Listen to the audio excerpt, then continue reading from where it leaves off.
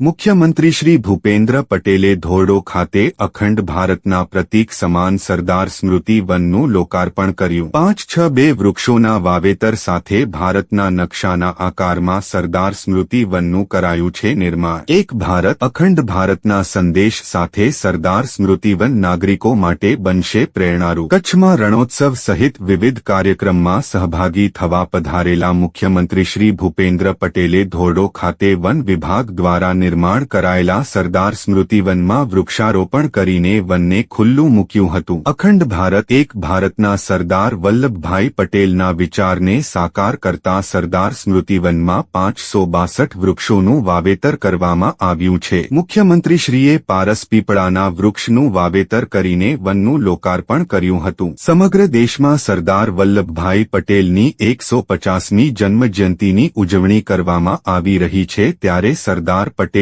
એકતા અને અખંડિતતાના વિચારને જનજન સુધી પહોંચાડવાનું પ્રબળ માધ્યમ આ સરદાર સ્મૃતિવન બનશે. આ લોકાર્પણ કાર્યક્રમમાં રાજ્યમંત્રી શ્રી ત્રિકમભાઈ હાંગા, જિલ્લા પંચાયતના પ્રમુખ શ્રી જનકસિંહ જાડેજા, ધારાસભ્ય સર્વશ્રી કેશુભાઈ પટેલ, શ્રી અનિરુદ્ધભાઈ દવે, શ્રી પ્રદ્યુમ્નસિંહ જાડેજા, આગેવાન શ્રી દેવજીભાઈ વરચંદ, પ્રવાસન વિભાગના સચિવ શ્રી રાજેન્દ્રકુમાર, કચ્છ કલેક્ટર શ્રી આનંદ પટેલ, જિલ્લા વિકાસ અધિકારી શ્રી ઉત્સવ ગૌતમ, પશ્ચિમ કચ્છ પોલીસ અધિક્ષક શ્રી વિકાસ સુંડા, સામાજિક વનીકરણના નાયબ વન સંરક્ષક શ્રી જયકુમાર પટેલ સહિતના પદાધિકારીશ્રીઓ તેમજ વન વિભાગના ઉચ્ચ અધિકારીશ્રીઓ ઉપસ્થિત રહ્યા હતા.